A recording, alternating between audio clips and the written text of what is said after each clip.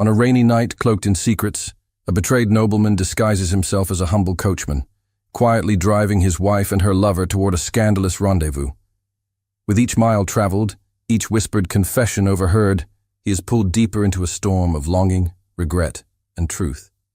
But the night holds unexpected revelations about her heart, his own soul, and the fragile bond they believed long lost. Amidst shadows and silence, can love be reborn from betrayal itself?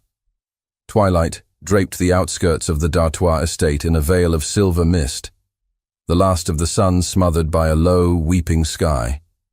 A faint drizzle traced the air, threading between bare branches and tapping over the cobblestones like cautious fingertips. The scent of damp soil mingled with the dying perfume of autumn roses, their petals bruised and clinging to the hedgerows with quiet defiance. In the courtyard below the west wing, the carriage stood ready, its lacquered sides slick with moisture, its wheels gleaming darkly beneath the oil lanterns swinging overhead. Count Adrien d'Artois adjusted the leather gloves on his hands, pulling each strap tight with slow, deliberate movements. The coat he wore was thick wool, charcoal gray, the kind issued to hired men whose names were never learned and whose faces were meant to be forgotten. Beneath the brim of a plain tricorn hat, his features were half obscured by shadow and the softness of rain. He moved with precision, almost mechanical in his stillness, but inside him something burned, something hot and furious and almost unrecognizable. His thoughts looped, restrained but not soothed, the way a tightly wound spring hums beneath the surface before snapping. It had been less than 3 hours since he overheard them. A quiet conversation in the parlor, just beyond the threshold of the library door. He hadn't meant to listen at first. But when he'd heard his wife's voice, soft but clear, and the name of Lucien Moreau spoken with such ease, he'd gone utterly still. The words that followed had cut with polite finality. Eloise would be attending the masquerade at Hôtel d'Amélie. She would travel tonight. A private carriage had been arranged. She and Lucien would leave after dusk. And Adrien, her husband, had not been mentioned once. Now, as he fastened the carriage lantern and wiped the reins with a cloth, Adrien tried to force his mind into silence. He had not chosen confrontation. Not yet. There would be no raised voice, no public disgrace. The weight of his family's name, the blood of kings 2 generations removed, it all demanded discretion. And so, he'd taken another path. He'd dismissed the usual coachman with a forged message. He'd dressed in the livery himself. And now he would drive her, his wife, into the arms of another man. His pulse ticked in his throat as he stepped back from the carriage and cast one last glance at the estate behind him. Montvignon rose like a silhouette against the fog, its limestone facade glowing faintly in the lantern light. So much of his life, his childhood, his inheritance, his marriage, was etched into that structure. Now it loomed like a mausoleum of forgotten oaths. A soft clatter of footsteps broke through the hush. Adrien turned toward the manor steps, jaw tightening. She was coming. Eloise emerged from beneath the archway, her figure outlined in the glow of the front lantern. She wore a velvet cloak the color of night, its hood drawn over her golden hair, the folds rippling as she walked. Her posture, as always, was perfect, head high, back straight, her hands hidden in the deep sleeves. Her gown swept behind her in disciplined silence. She moved with the practiced grace of a woman raised among marble halls and mirrors, taught to command attention with every breath. Beside her, Lucien Moreau followed with a smile curling on his lips, an expression too familiar, too confident. He carried himself with that particular ease of the rising bourgeoisie, unburdened by titles, but full of ambition and elegance bought with new money. He wore a tailored coat of burgundy wool, a light cravat knotted in a casual loop, and boots polished to a high sheen. His hair was uncovered, unpowdered, brushing the collar of his coat with deliberate informality. They approached the carriage together, talking in tones too low to decipher. Neither of them spared more than a passing glance at the coachman standing beside the open door. Adrien inclined his head, as any servant might, and held the handle steady as Lucienne assisted Eloise inside. She did not meet Adrien's eyes. She hadn't even noticed him. That, perhaps, wounded more than her betrayal. Adrien closed the carriage door with a quiet finality and stepped back to the driver's box. He mounted it in a single practiced motion, the reins folding into his gloved hands. The horses shifted beneath him, steam curling from their flanks into the cold air. His fingers curled around the leather straps, white-knuckled. The air inside the carriage was sealed behind him now, sealed with laughter, warmth, and the scent of her perfume. The wheels groaned into motion, crunching over gravel slick with rain. The iron lanterns on either side of the carriage flickered against the shadows, casting gold light onto the winding path ahead. Adrien urged the horses forward down the avenue lined with chestnut trees, their leaves fallen and scattered like the remnants of a season that had passed too quickly. The canopy above was bare and skeletal, branches clattering faintly in the wind. From behind him, laughter rose, a light, lilting sound that didn't belong to her anymore. Not like this. It was the sound of intimacy blooming in stolen spaces. Her voice reached him in a hush that felt cruel in its familiarity. Her words muffled but unmistakably easy, unguarded. It wasn't just the laughter that cut. It was that she had never laughed that way with him. Or perhaps not in years. His breath fogged in the air as he stared straight ahead, not blinking. He forced his shoulders into stillness, hands steady on the reins, even as heat spread up his spine, beneath the collar of the coat. The rain grew softer now, a fine mist again, washing the scent of wet leaves and horse sweat into the air. The estate behind them faded, swallowed by distance and fog. Ahead, only the forest waited. Adrien knew every inch of this road. He'd ridden it alone at dawn, galloped it at midnight. Tonight, it felt foreign. The road stretched on through fields, then dipped into woodland that clung to the hills like a sleeping beast. The trees thickened, damp with rain, their trunks darkened to near black, and the moss below steaming faintly as the temperature dropped. Inside the carriage, the laughter waned. Silence bloomed for a moment, then the quiet rhythm of conversation resumed. Her voice, his voice, close. Too close. Adrien's grip on the reins flexed. He did not allow himself to imagine what was happening inside. He only listened.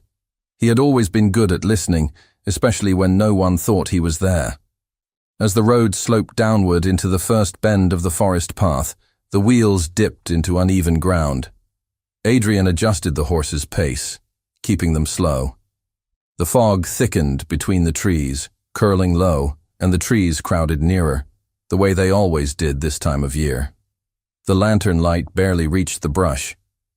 And then, a snap. Sharp and sudden, like a branch breaking, or a footfall miscalculated. The horses reared slightly, their hooves scraping against the mud, the reins pulling taut in Adrien's hands. He held fast, murmuring low through clenched teeth. The carriage tilted, groaned, then steadied. For a moment, all was still again. The only sound the huffing of the horses and the whisper of leaves overhead. Adrien turned his head, scanning the trees. Nothing moved. But the sound had not been an animal. He knew the difference. This had been intentional, a presence, a mistake, or perhaps a warning. He narrowed his eyes, breath shallow, the reins trembling slightly between his fingers. Something, or someone, was out there. The forest swallowed the road with quiet authority, its bare limbs stretching across the sky like ink strokes on parchment. As the carriage pushed forward, the moonlight emerged in trembling flashes, slipping through the jagged canopy overhead. The mist had thickened, curling low across the earth, and the air smelled of wet bark and sodden leaves. Adrien d'Artois kept the reins taut in his grip, his shoulders squared, his eyes constantly flicking between the path and the woods to either side. The sharp sound from earlier, the snap that had cracked through the silence, had faded. But the echo of it remained, threaded through every gust of wind and creaking bough. It had not been danger, not in the sense of highwaymen or wolves. Adrian would have known. This was something subtler, more corrosive, a presence, a reminder. And yet, it was not the forest that set his pulse to a low, slow thunder. It was the voices drifting from the carriage behind him. He heard her laugh again, lower this time, threaded with contemplation rather than amusement. Lucien's voice followed, smooth and measured. Adrian could not decipher their full exchange, the sound muffled by wood, velvet, and the distance of custom. But single words rose to the surface now and then like dead leaves on still water. Paris, masks, freedom, desire. Adrian's jaw tensed. The reins dug into his palms. These were not words a wife ought to speak to a man, not her husband, not under the shelter of secrecy and moonlight. But what he heard was not seduction. There was no practiced flirtation, no coquette's laugh, no honeyed lies. There was something rawer. Eloise sounded like a woman unraveling, a woman asking to be seen. The road grew narrower, the trees pressing in as if listening. A distant owl hooted once, then fell silent. The wheels crunched over wet branches and slick gravel. Adrian breathed in slowly, the cold air catching in his chest. The weight of her voice, even broken into fragments, found its way into the hollows of him. He had not realized how long it had been since he had truly heard her speak. Inside the carriage, Eloise sat with her hands folded in her lap, her fingers twined too tightly. Her cloak had loosened from her shoulders, revealing the intricate embroidery of her dark gown beneath. The air was close and scented with damp velvet and rosewater, but she barely noticed.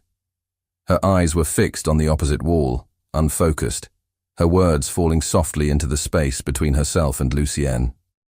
She spoke of the manor, of long days spent seated beneath painted ceilings, watching the light fade from stained glass windows, of dinners held in echoing silence, of words that fell flat between polished silver and crystal.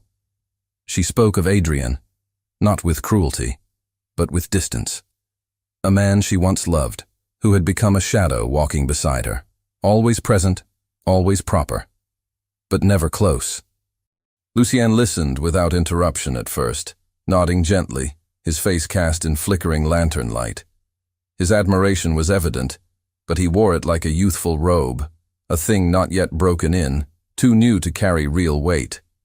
When Eloise fell silent, he leaned forward slightly, as if to pull her back into conversation, but she raised a hand faintly to stop him. "I don't know what I'm doing," she admitted aloud, to the window, to herself. The words came quietly. "I only know I need to feel something different. Anything." Lucien hesitated. The warmth in his eyes dulled slightly, tempered by a realization that perhaps she was not seeking a man, but a way out. He reached for her hand, and she let him hold it, though her fingers remained still, her mind elsewhere. On the driver's box, Adrian exhaled slowly.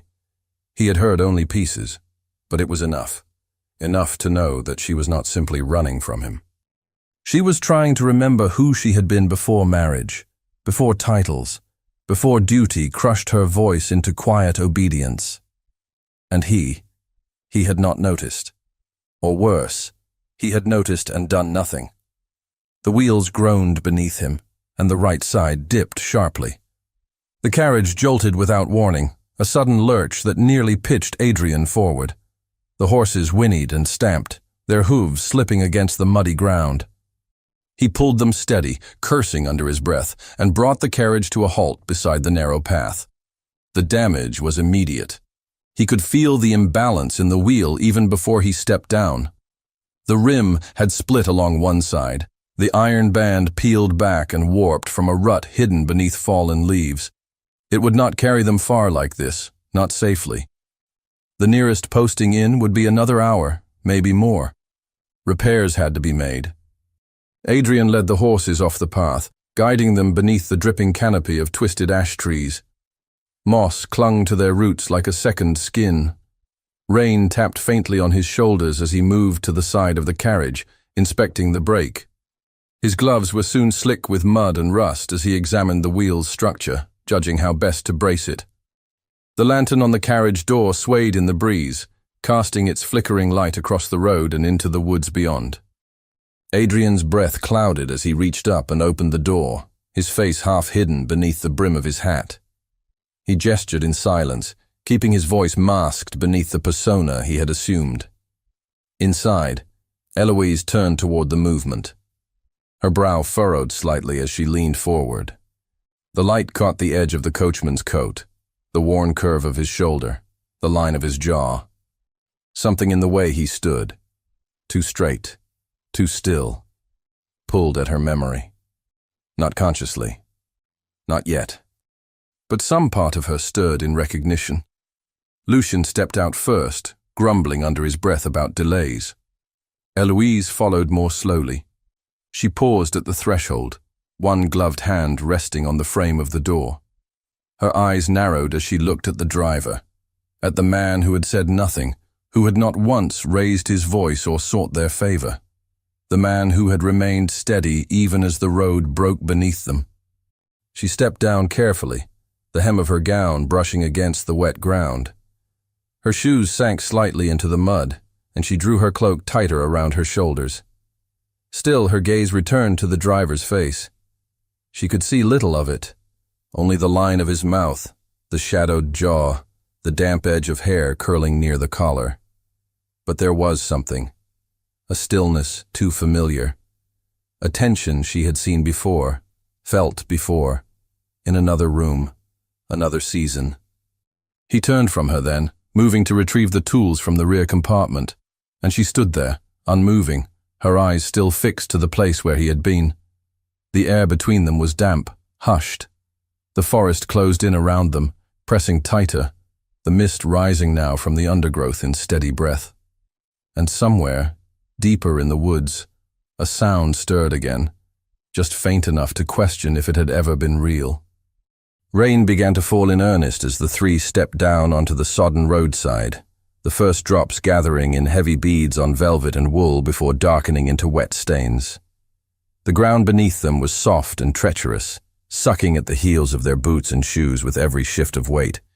The trees loomed taller now, closer, their bare limbs dripping with water and trembling in the rising wind. A hush hung over the forest, not peace, but something too still, too breathless. The mist had thickened, curling and coiling between trunks like smoke from a dying fire. Adrian, wordless still, gestured toward the damaged wheel with a respectful dip of his head. He did not look directly at them. His gloved hand pointed out the warped rim, then fell back to his side. Without waiting for acknowledgement, he moved to the back of the carriage and began unfastening the storage trunk. The lock clicked open beneath his fingers, and the hinges creaked faintly under the weight of rain. Tools lay within, kept in pristine order, as they always were. Adrian pulled out a metal brace and a wedge, his movement swift, efficient, silent. Lucien exhaled sharply beside the carriage, the sound full of irritation. His boot tapped once against a loose stone before sinking again into mud. "We'll be late," he muttered, more to himself than anyone else. He glanced toward the darkened road ahead, as though he could will Paris closer through sheer force of annoyance. His gloved fingers brushed the edge of his waistcoat, his other hand pushing damp hair away from his forehead. He did not help. He did not offer. Adrian noted it without judgment, but also without surprise. Eloise stood apart from both men, her cloak pulled tightly around her shoulders. Raindrops clung to her lashes, and her breath showed pale in the chill. Her eyes, green and dark in the dim light, moved slowly across the surrounding woods. The silence pressed in on her, thick, insistent. The wind rattled a few distant branches, but otherwise the forest remained oppressively still. "It's too quiet," she said softly, more to the trees than to either man. Her voice held none of its earlier lightness. "Even the birds have stopped." She paused, then added in a quieter tone, "The mist. It looks like smoke." "Doesn't it?" Neither man responded immediately. Adrian knelt at the wheel now, inspecting the split in the iron rim. His knees sank into the wet earth, mud soaking quickly through his breeches. He could feel the chill in his joints, the ache that came not from weather, but from restraint. The wheel had twisted clean along the rim's edge, just beneath the join. Temporary repair was possible, but only just. His hands worked with precise rhythm, each movement practiced from years of self-reliance, of choosing to do things himself when others faltered. Behind him, Lucien turned toward Eloise again. His smile returned, an echo of its former brightness. "You're shivering," he said gently, moving to brush a damp curl from her temple. "It's only a storm. The forest always seems more mysterious than it is." She blinked, her gaze still caught on the woods. "I don't think it's the forest," she murmured. "It's something else." She turned toward the carriage.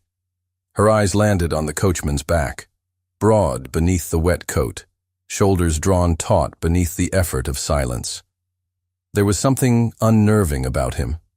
Not threatening, not unfamiliar in a dangerous way, but something in the way he moved, the way he listened without reacting. She stared longer than she meant to. "What's his name?" she asked abruptly. Lucien raised an eyebrow. "The coachman?" He shrugged. "No idea. I assumed he was from Montvignon's staff."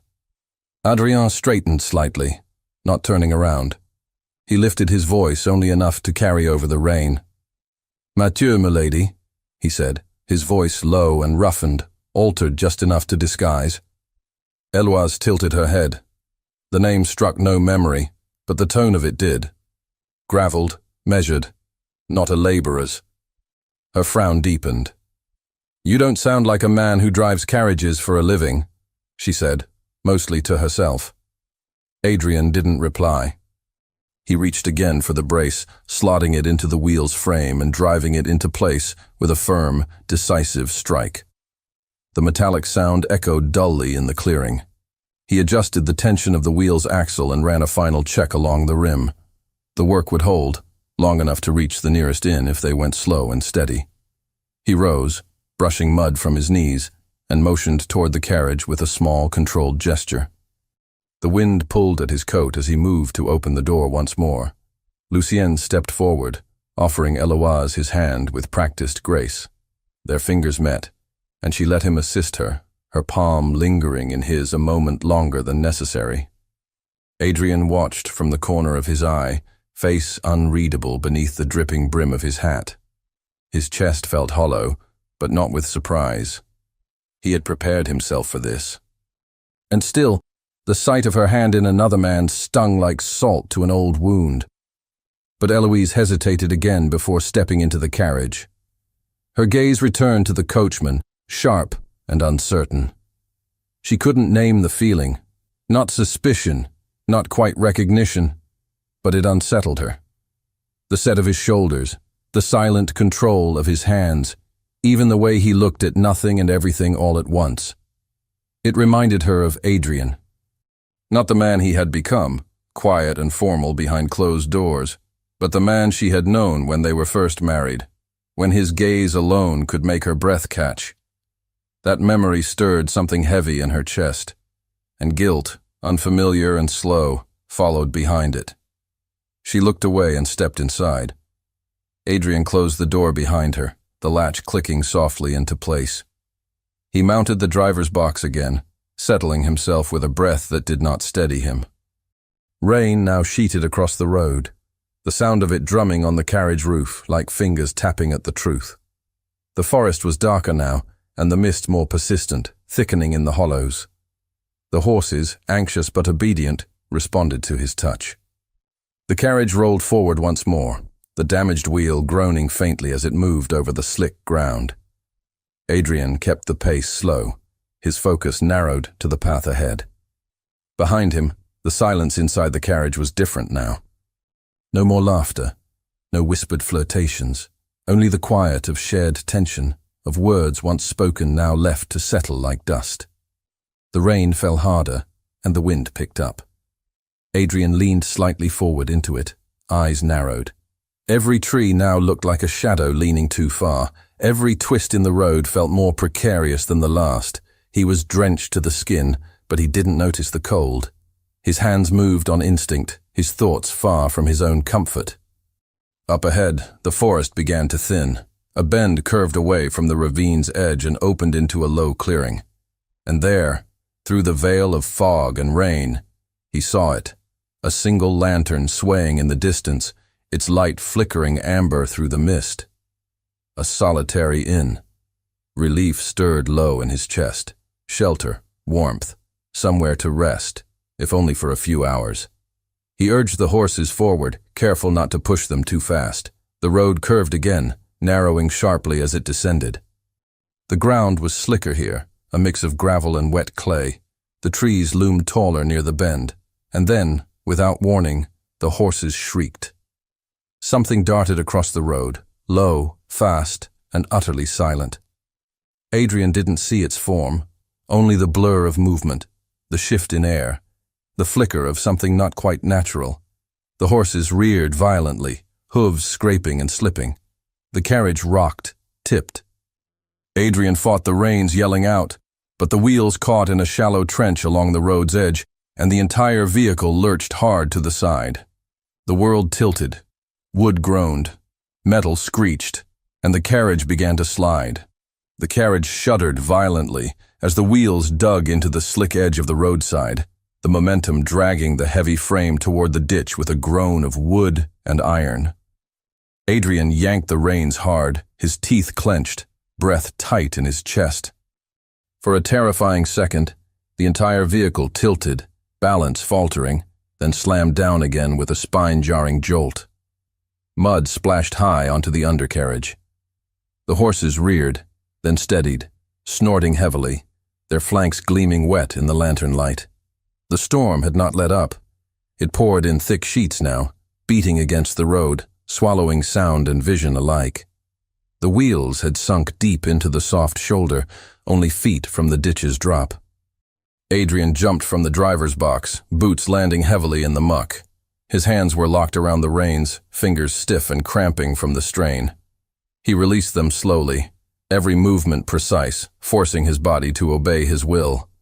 His heart thundered beneath his coat, not just from the near accident, but from the memory of the blurred figure that had darted across the path. Whatever had crossed the road was gone, not a creature he could name. No animal he recognized moved like that, too fast, too silent. It had disappeared into the mist as though it had never been. But the road ahead was no longer safe. The incline was too steep, the rain too heavy. He turned his head toward the faint lantern still burning up ahead, swaying in the wind like a beacon barely clinging to its post. A modest coaching inn came into view, small, unassuming, but solid against the wildness around it. Its iron sign creaked softly in the wind, swinging on rusted chains above a heavy oak door. The windows glowed with golden light, blurred by the rain, casting soft halos onto the stone path. Adrian moved to the horses, speaking to them in low tones, his hand on one's flank, calming, grounding. He clicked his tongue gently and began guiding them forward, wheels dragging reluctantly from the muddy dip. Inside the carriage, Eloise sat rigid, her hand clutching the velvet seat so tightly her knuckles had gone pale. The jolt had knocked her slightly to the side, her shoulder pressed against the panel. She hadn't cried out, but the breath had caught in her throat and hadn't released since. Her chest rose and fell unevenly, her pulse fluttering too fast beneath her corset. She could still feel the lean of the carriage, the gravity pulling her toward the edge, toward something unknown. Lucien shifted beside her and looked out the window, trying to gauge where they were. "We should go inside," he said, voice firm but tinged with relief. "The road's no good in this weather. We'll rest a few hours, leave at first light. We'll still reach the ball by morning." Eloise didn't answer. She kept her eyes on the window opposite her, watching as the blurred shape of the inn came into view. Its glow was surreal, welcoming and out of place amid the cold, wet wildness around them. For a moment she didn't move, then she nodded once and waited for the coachman to come. Adrian reached the door, breath visible in the cold, and opened it. Light spilled from the carriage's interior onto the churned mud below. He stood aside, face shadowed beneath his hat, offering no hand, no word. Eloise stepped down slowly. Her satin shoes sank into the soft earth, water soaking the hem of her gown, but she hardly noticed. The wind caught at her cloak, tugging it aside, and she pulled it closer around her. Lucien followed her out, casting a glance toward the woods before gesturing her forward toward the inn. He extended his hand once more. This time, Eloise didn't take it. They walked the short distance to the door, their silhouettes shifting in and out of the flickering light. The door opened under Lucien's hand, and they stepped into warmth. The scent hit first, roasted chestnuts and damp wood smoke, mingled with the faint trace of brandy. The inn's interior was narrow but inviting, lined in dark wood and dimly lit by wall sconces and the roaring fire in the hearth. The glow painted the stone floor in amber, and a single figure stood behind the counter, a man of indeterminate age, wiping a glass with slow indifference. He looked up as they entered, eyes dull with disinterest, and gave a brief nod of welcome. Lucien approached first, his manner easy. He made polite inquiries, asked for accommodations. The innkeeper barely glanced at them, muttering that the weather had delayed several travelers, and that only one room remained. Lucien smirked at the news, half laughing, half amused. A shared room, how convenient. Eloise said nothing. She glanced once at the fire, then at the stairs leading to the upper level. Her eyes passed the window beside the hearth, where the reflection of the flame distorted the night beyond. Just beyond the glass, she could make out the dark shape of the carriage still in the yard, and the faint outline of the coachman walking the horses toward the stable. She felt it again. That odd pressure between her shoulder blades, the sense of being watched, not the way strangers watched women of status, but something more familiar, more precise. She turned her face slightly and stared harder at the figure outside, but he was already disappearing into the stable's shadows. Adrian worked swiftly to unhook the harness, leading the horses into the shelter of the structure beside the inn. The space was dry enough, the scent of hay sharp and comforting. He busied himself with routine, rubbing down their flanks, checking hooves, ensuring their feed. But his mind wasn't on the work. He kept glancing toward the upper window of the inn, a thin crack of light showing beneath the eaves. He imagined her standing there, not with fear or guilt, just her, as she was. He finished the tasks one by one, drawing out the motions. Anything to delay, anything to give his hands something to do. But eventually, the stables fell quiet.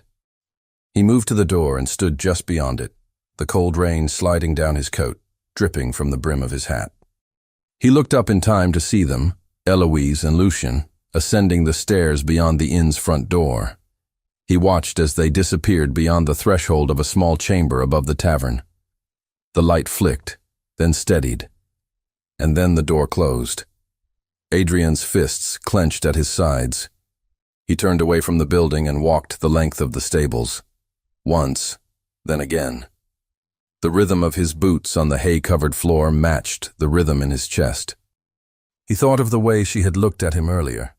Not recognition, not quite. But there had been something there. A weight, a question. He stopped near the edge of the stable, where the boards opened slightly to the outside. Rain tapped faintly against the roof above him. From here, he could see the upper window again, open just a crack. His breath stilled. Then he heard her voice. It drifted from the window, carried by the wet air, soft, wavering. Not to Lucien.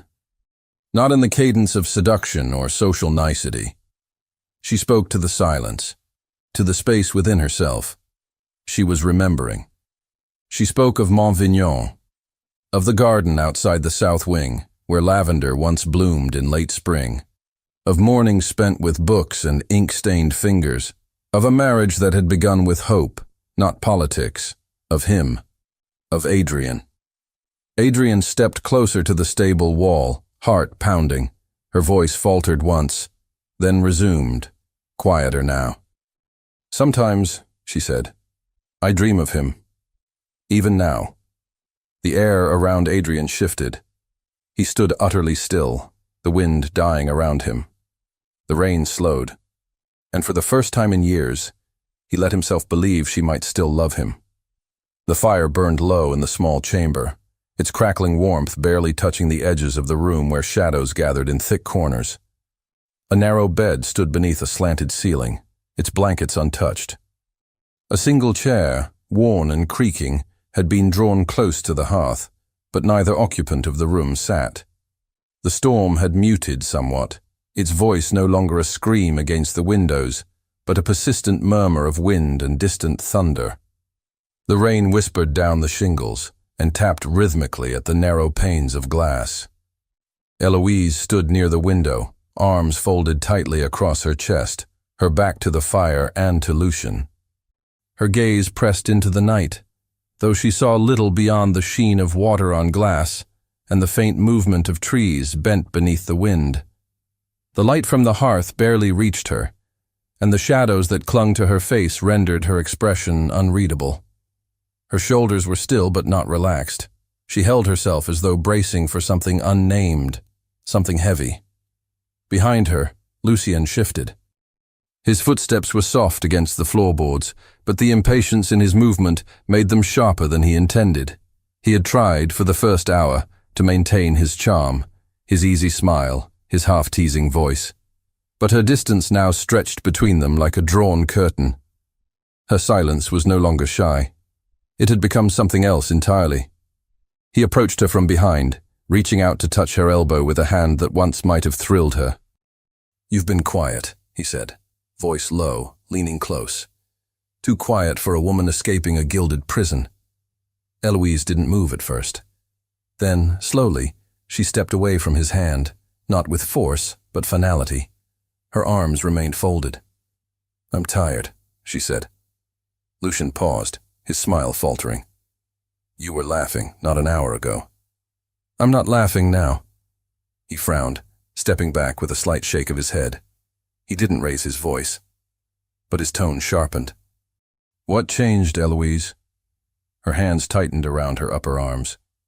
She didn't answer immediately. Her eyes remained fixed on the window, her breath visible on the cold glass. "Everything and nothing," she said softly. "I don't know what I expected." Outside, Adrian stood beneath the eaves of the stable, his face tilted toward the second-story window. The wind flung the rain sideways now and then, pattering across his coat, soaking the collar and sleeves. He didn't notice. His eyes were fixed upward toward the room where her silhouette stood motionless. His heart pounded beneath his ribs, not from exertion, but from the unbearable weight of proximity. She was there, just beyond reach. He could almost imagine the warmth of her skin, the sound of her breath in the quiet. It was maddening. He longed to speak, to knock, to burst in, to say the words he had swallowed for too long. But pride choked him. And more than pride, fear. What if her silence meant she had truly forgotten him? That what he saw as distance was simply indifference? He had heard her voice not long ago, drifting from that window with memories on her tongue. But memory was not love. Adrian turned away, his boots crunching over gravel and hay as he returned to the tavern door.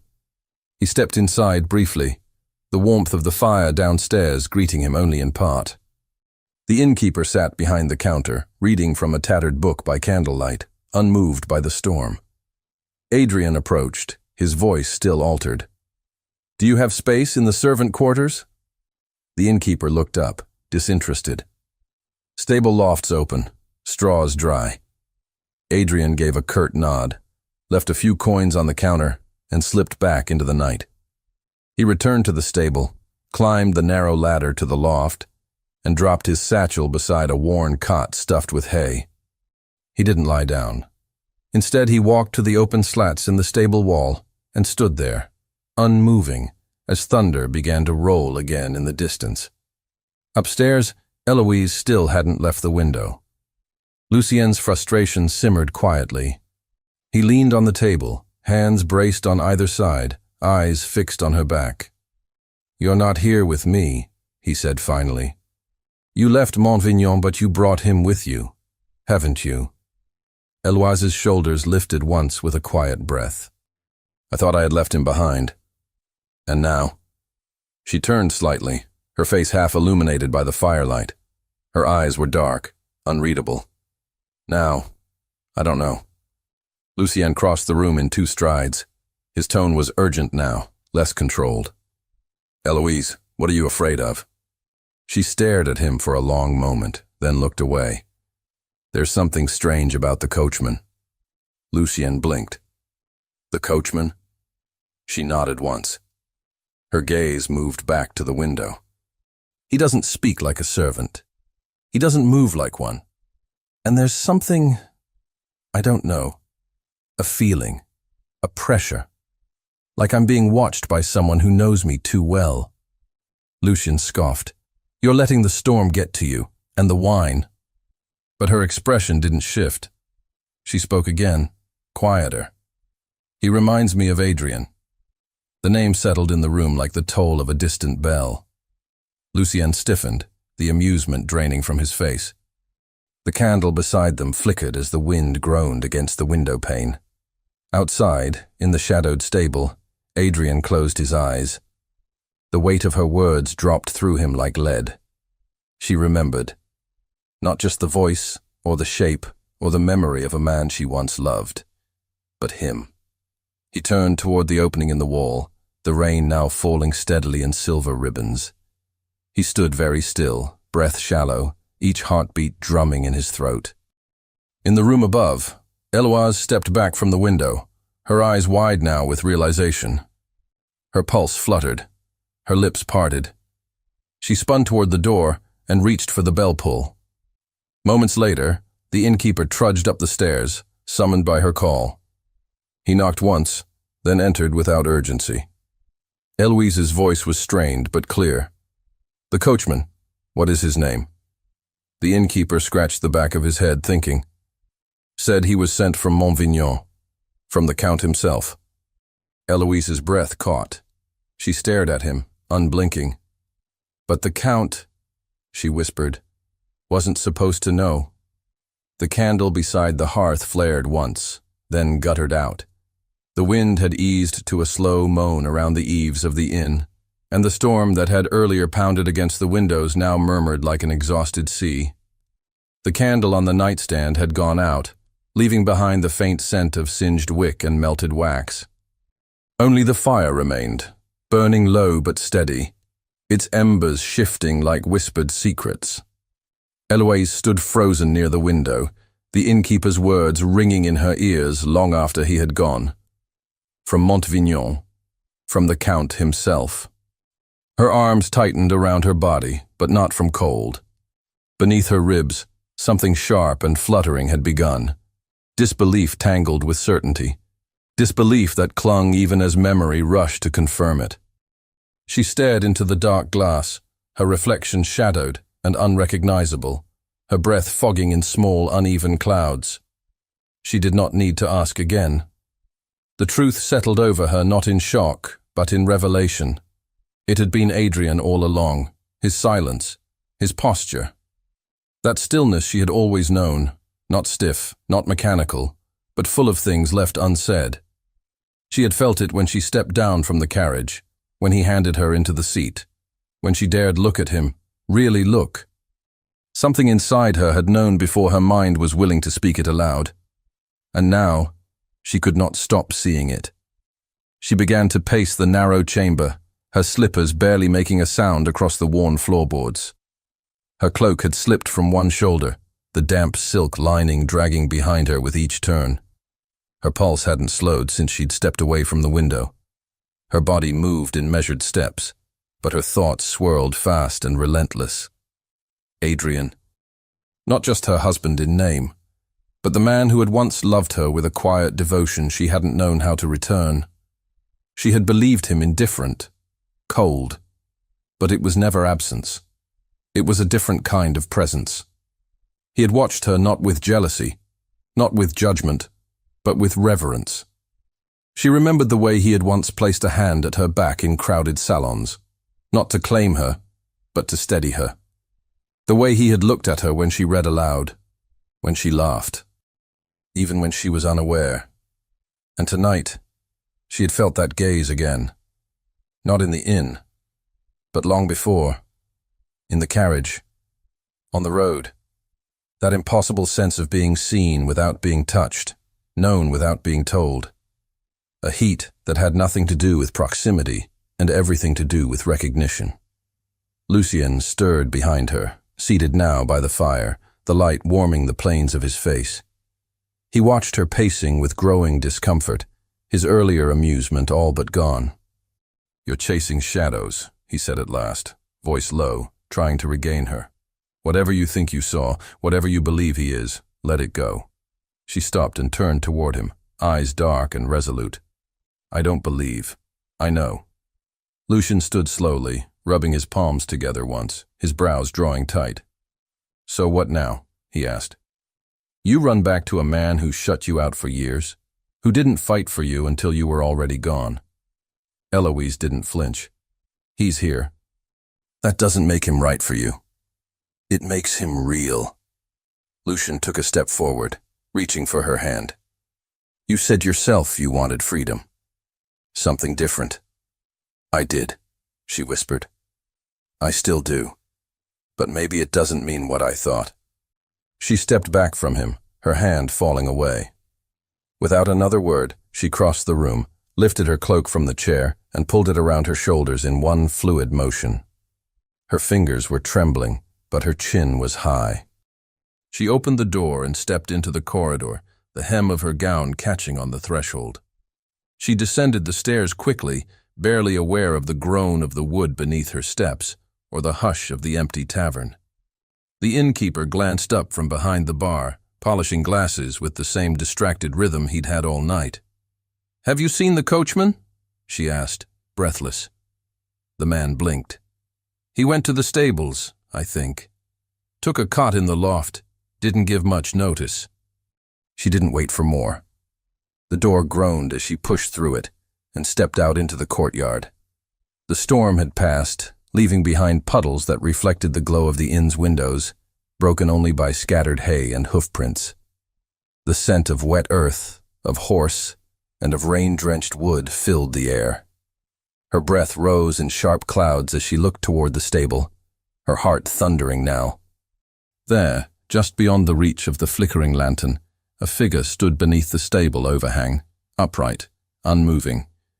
He was no longer hunched, no longer cloaked in anonymity. The coat was the same, but his posture had changed. There was no hiding now.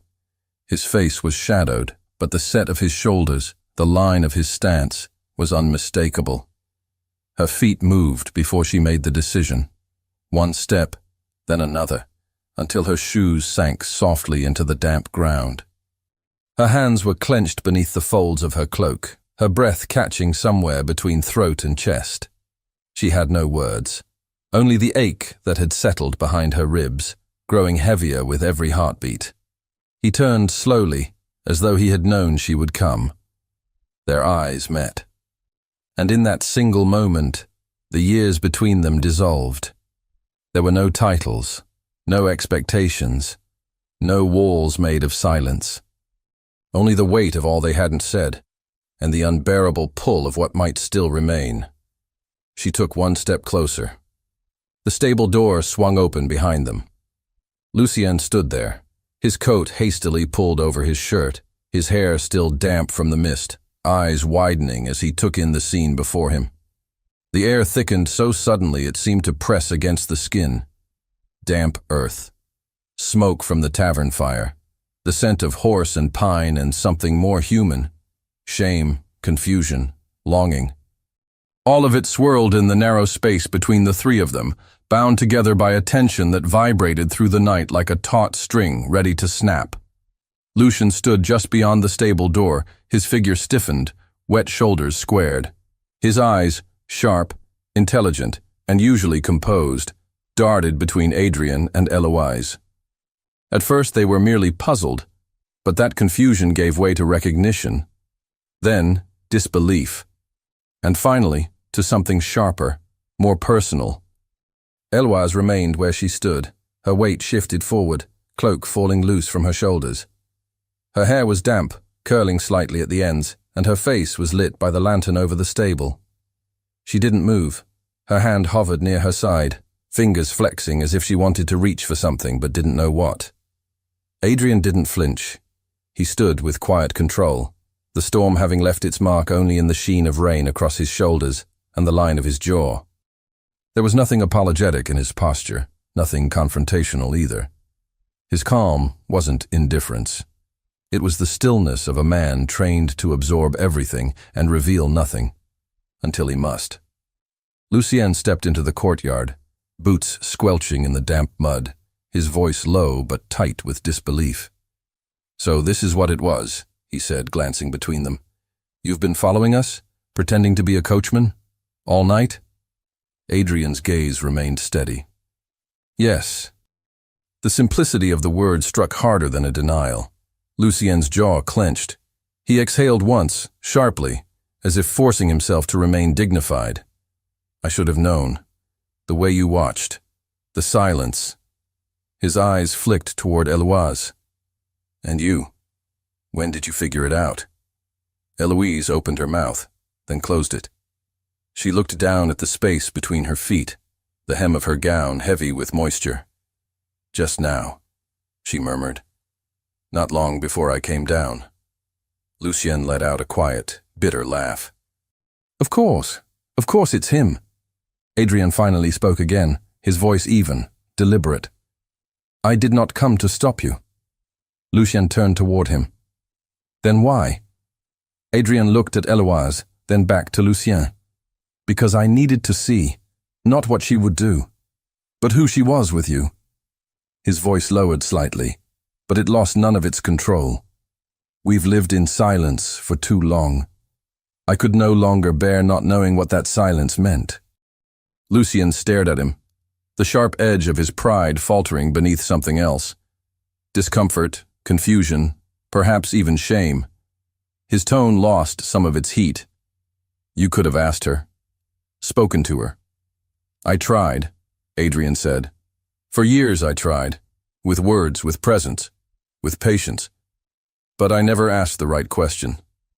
I never listened the right way." Eloise's chest tightened. The sound of Adrian's voice speaking those words, low, calm, pained, unraveled something inside her. She watched him as if seeing him new. And yet it wasn't new. It was old, familiar, remembered in the touch of his gaze, in the way he stood beside her without reaching for her. Lucien took a breath, now visibly uneasy. He looked at Eloise again, but this time it was not with anger or possession. "And you?" he asked softly. "Was it ever really me you wanted?" Her throat moved as she swallowed, unable to speak right away. The answer was already in the air between them, already in her silence. She met his eyes, and in hers there was kindness, but no deception. "It wasn't about wanting someone," she said. "It was about not wanting to be alone anymore." Lucien nodded slowly. The sound of rain on the stable roof returned to fill the space between them. The lantern above flickered, catching the silver in the puddles around their feet. There was no yelling, no scenes, only the uncomfortable truth of misaligned needs, of illusions falling away. Lucien had offered admiration, escape, a freedom Eloise thought she needed. But now, standing between them, she saw it differently.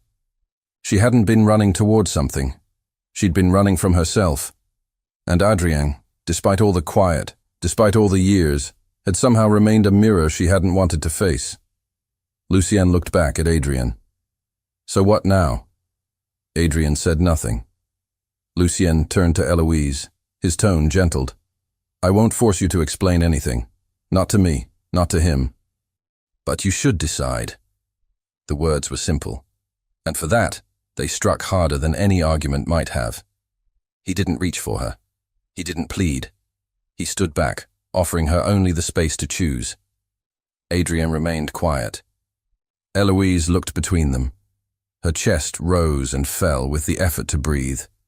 Her eyes flicked to Adrien, who stood not as a suitor, not as a husband demanding loyalty, but as a man stripped of everything but truth.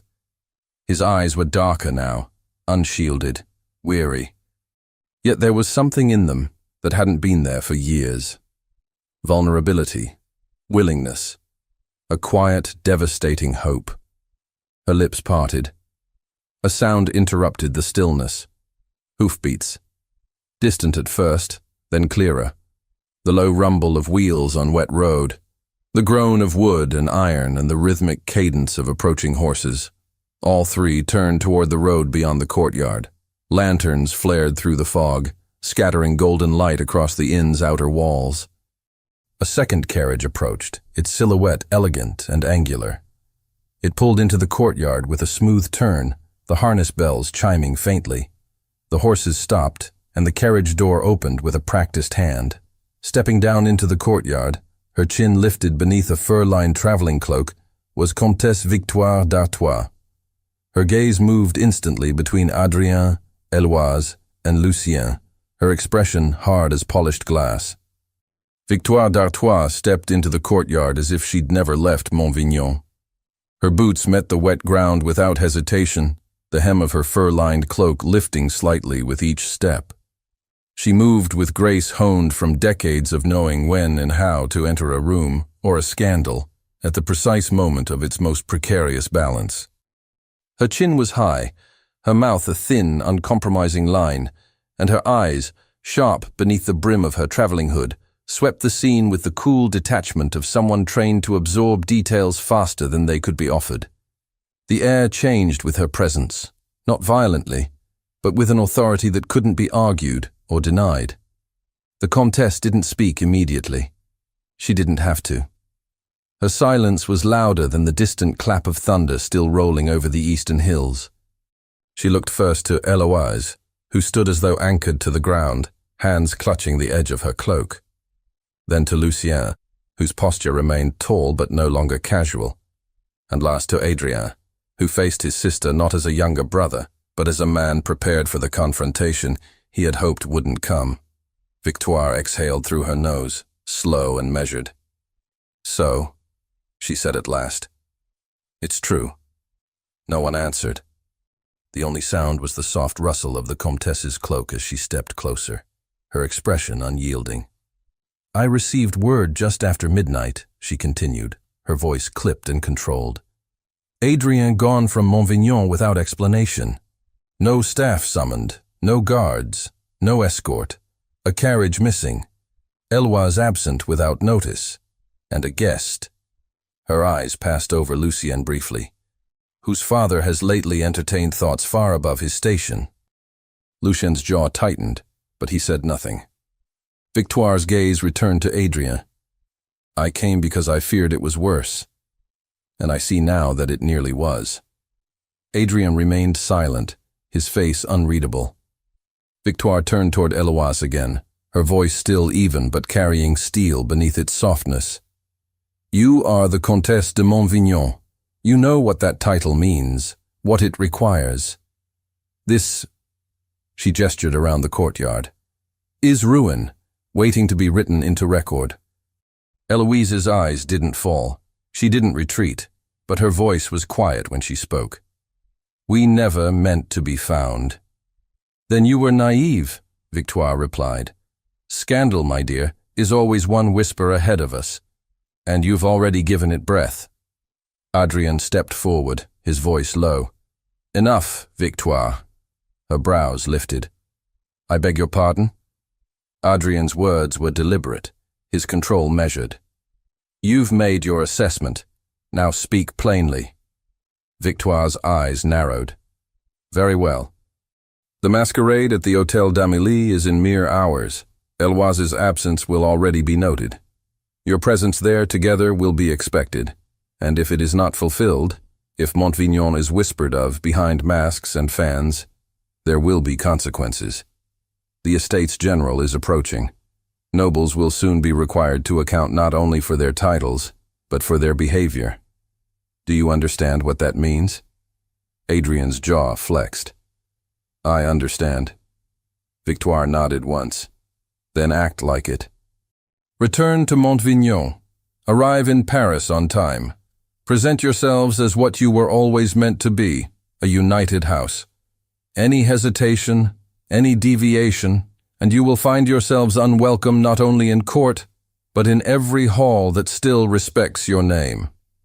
Lucien remained still, his eyes now on Eloise. He had not moved, not interrupted. But his face had changed. His usual ease was gone, replaced by something more thoughtful, more knowing. He bowed slightly, first to Victoire, then to Adrien, and then, finally, to Eloise. "I never meant to hurt you," he said quietly, "but I see now that it was never love." Her throat tightened. "No," she whispered, "it wasn't." He didn't linger. With the dignity he had always worn like a second coat, Lucien turned from them and walked away into the inn. He did not look back. As the first pale light of dawn touched the mist-draped trees, Victoire pulled her cloak tighter and stepped back toward her own carriage. She said nothing further. She didn't have to. Her expression said enough. She had done what she came to do, restored the structure before it collapsed. The carriage door shut behind her, and moments later, the wheels turned again, carrying her away into the thinning fog. Adrien and Eloise stood alone in the courtyard. The innkeeper emerged not long after, wheeling a small cart with the repaired wheel balanced carefully atop it. He offered a few muttered words about the fit and the weather, then disappeared again without asking questions. Adrien took the wheel and began the work in silence. His hands, though cold and sore, moved with purpose. Eloise didn't try to help. She watched him instead, her arms crossed over her chest, the ache deepening with every passing second. She remembered the way he had stood in the stable, waiting for her to speak, the way he had listened without defense, without demand. And she remembered, too, the way he had once looked at her across the altar in the cathedral, on the day they became something far more fragile than husband and wife. The way he had looked at her with reverence, yes, but also with hope. It had taken her until now to understand the difference. When the carriage was ready again, Adrien led the horses back into harness. The leather creaked beneath his touch. Rain still lingered in the sky, though now it was no more than a mist. The morning had begun to break, casting the landscape in a delicate gold that barely warmed the chill. He opened the carriage door without a word. Eloise stepped inside. She did not look behind her. Adrien climbed the driver's box once more. The reins pulled taut. The wheels turned. They passed through the courtyard slowly, the mud clinging to the tires, the ruts from the earlier storm still deep and wet. No one spoke. The clatter of hooves echoed softly in the mist. As they passed the outer edge of the forest, the sun finally breached the horizon, and the road ahead gleamed with gold. Light shimmered on the wet leaves, and the shadows receded, drawn back like curtains before a stage. Still, neither spoke. And then, just as the trees began to close in again and the first bend swallowed them back into the woods, the sky opened with a sudden downpour, heavy and cold, drumming against the carriage roof in a steady, unrelenting rhythm. The carriage rolled through the rain-soaked landscape, its wheels cutting quiet grooves into the soft earth of the road. Morning had come, though it wore no warmth. A heavy mist blanketed the fields, swallowing fences and distant trees, until all that remained was a world of blurred edges and dim gold light. The rain had lost its fury, falling now in a steady drizzle that painted the glass with thin rivulets, making the horizon shimmer and sway. Inside the carriage, Eloise leaned against the window, her cheek resting against the cool pane. Her breath fogged the glass in slow exhalations, fading almost as quickly as they formed. Outside, the countryside passed in silence. Sodden meadows, gnarled hedgerows, branches bent beneath the weight of water. But her eyes barely followed it. Her reflection blinked back at her. Blurred, soft-edged, unfamiliar. She stared not at the rain, but into the hollow behind it, into the path that had brought her here. She thought of the carriage's first departure, only the night before when she had climbed in believing she was leaving something behind. The disguise, the stillness of the coachman, his silence. At first it had seemed like punishment, a refusal to speak the truth aloud. But now she understood it for what it was, not a weapon, a mirror. The moment in the courtyard echoed loudest, the moment when Adrian had stood before her without accusation, when he had let her choose and said nothing to sway her. It had been that silence, not any confession, that had broken something inside her. She no longer saw the Count of Montvignon as a distant figure behind a title, behind expectation. She saw Adrian now as he was, the man who listened, even in pain, who watched not to catch, but to understand. The man who had allowed her to speak without interruption, and who had stepped into shadow not to disappear, but to let her see him clearly. And now, impossibly, that clarity remained. Her heart still ached with questions, but the panic had ebbed. Her mind no longer raced to defend, to justify. There was a quiet here, strange and unfamiliar, the kind that comes not from resolution, but from surrender. She had stopped running, and for the first time in years, she did not feel alone. Outside, on the driver's box, Adrian kept the reins loose in his hands. The horses trotted at a steady pace, unhurried and obedient, their flanks dark with moisture, their breath ghosting into the morning air. The road beneath them was uneven in parts, washed in places by shallow rivulets of runoff, but he guided them with practiced care. His coat was soaked through, the collar limp against his neck. Rain trailed down his face, gathered at his jaw, but he didn't move to wipe it away.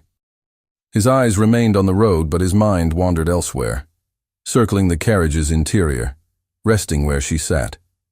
He had not spoken since they'd departed the inn. Not because he had nothing to say, but because he didn't yet know what belonged to words and what needed time.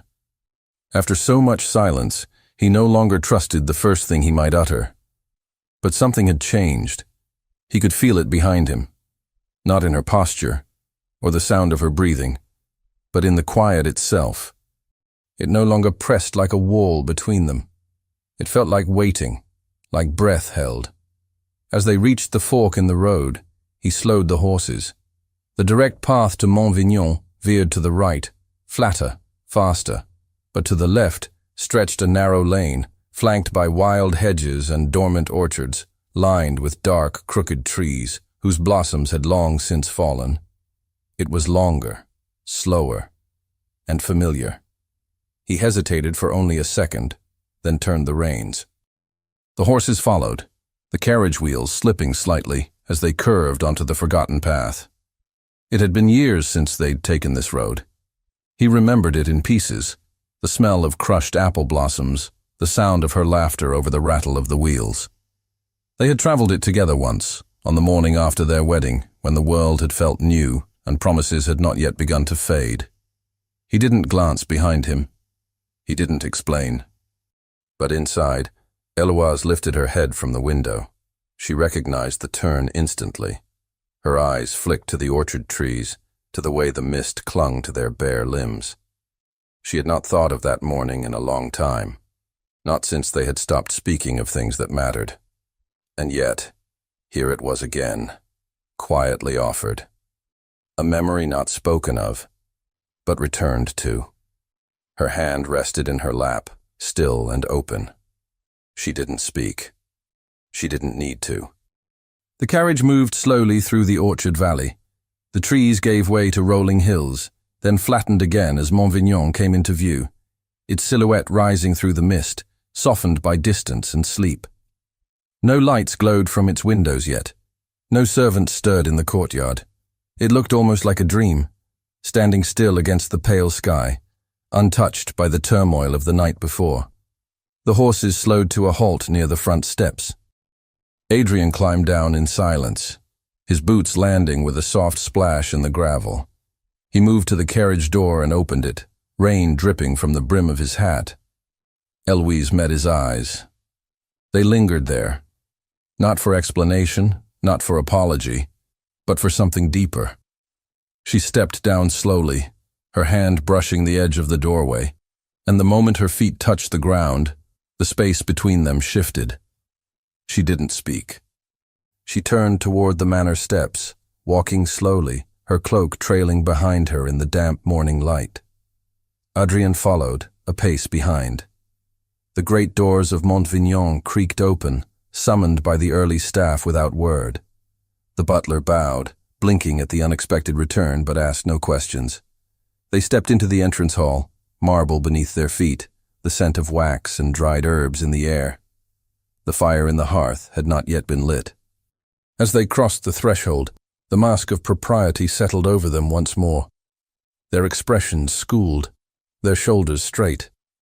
But something beneath it had shifted, so slightly it could not be named.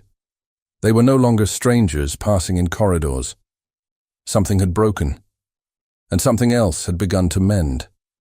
Later, as the grey morning deepened into muted afternoon, the household stirred to its usual rhythm. Silver was polished. Fires were lit.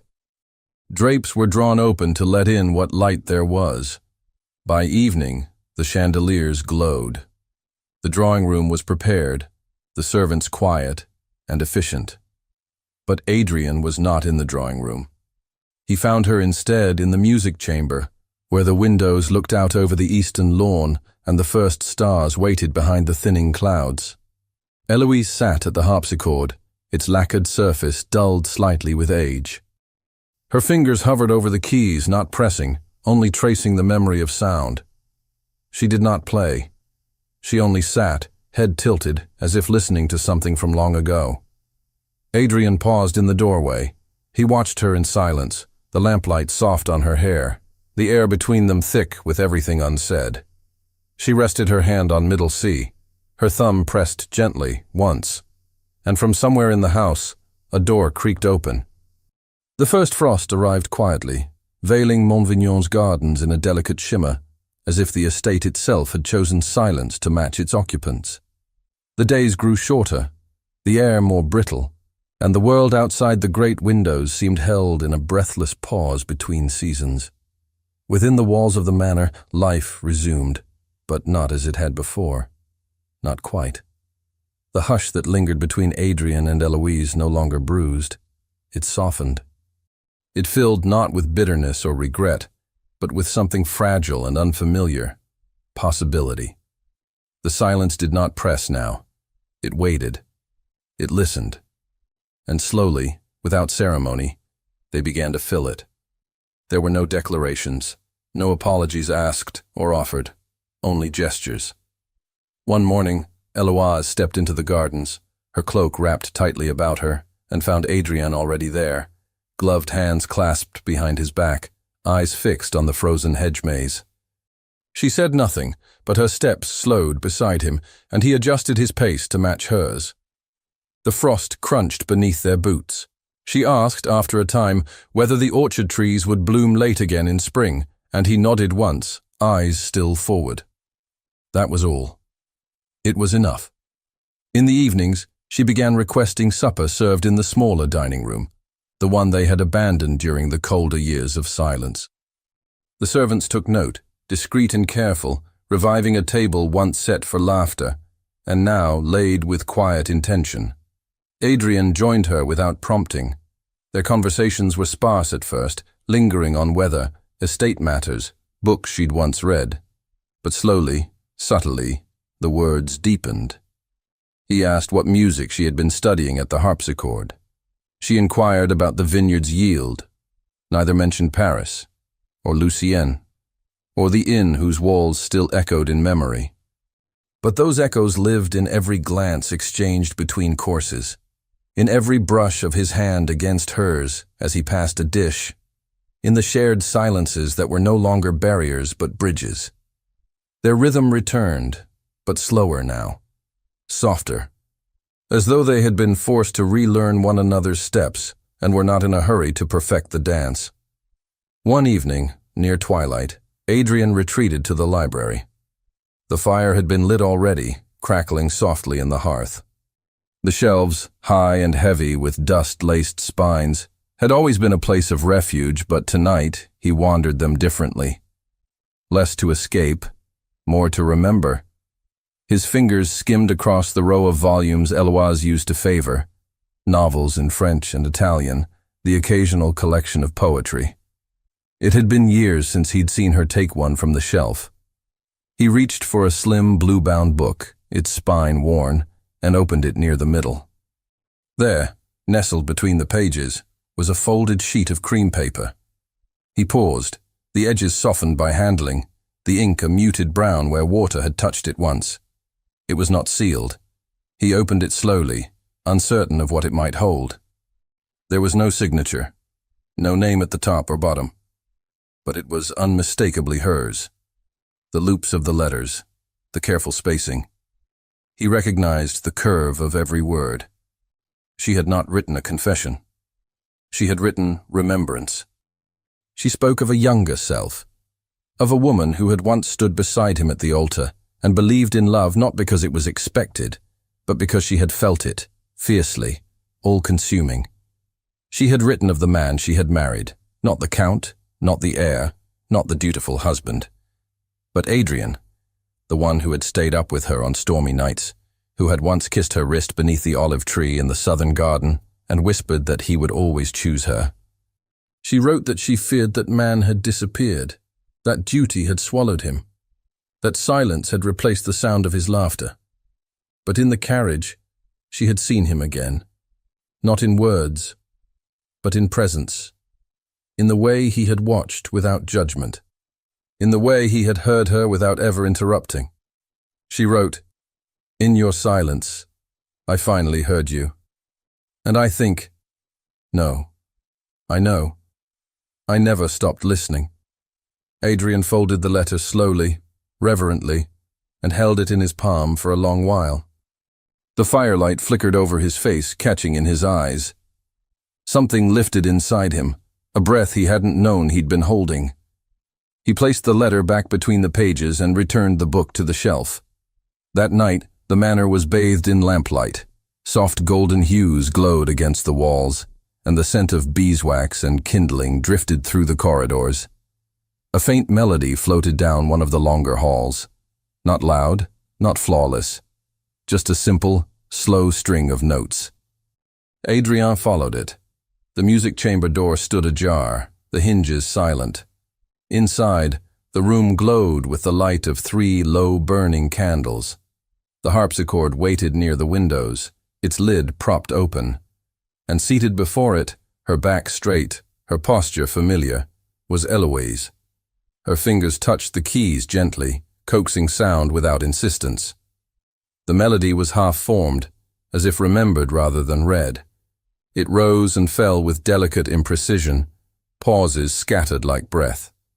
She didn't notice him at first, or if she did, she made no sign. He stood in the doorway, watching. She played a little more, no song in particular, only feeling. Her left hand faltered, and the notes drifted into silence. But she didn't lift her hands. She remained there, fingertips hovering. Adrien stepped forward. The wooden floor creaked faintly beneath his weight. She did not turn. He crossed the room slowly, his boots whispering across the carpet runner. As he neared the instrument, he placed one hand gently on the edge of the harpsichord, his fingers resting just inches from hers. Still, she didn't play. She only sat, listening to the space between them. And then she turned her head, slowly, her profile catching the candlelight. Their eyes met. No tension, no doubt. Her mouth curved faintly, not a full smile, but a beginning. Adrian's breath caught, and he stepped closer. The wind shifted outside, brushing the window panes. And in the flickering glow of the candles, they remained, still, close, both waiting not for permission, but for the moment to choose. Thank you so much for listening to this story all the way to the end. We hope it moved you as much as it moved us while telling it. What did you think of this story? Was there a moment that stayed with you? A glance, a word, a choice? I'd love to know which part touched you most. Leave a comment and share your thoughts. I truly enjoy reading what you have to say. and your feedback means the world. Your comment also helps others discover the story, so thank you for being part of this journey. Leave us a comment telling us where you're listening from and what you liked the most. Rate this story from 0 to 10. What score would you give it? If you enjoyed this story, don't forget to subscribe to the channel and leave a like as a show of support. That really motivates us to keep creating and sharing more stories full of emotion and life lessons. And before we go, we want to remind you that an exciting and heartwarming story recommendation will appear on the final screen. If you'd like to enjoy it, just click on the video. Thank you once again for being here, and we'll see you in the next story.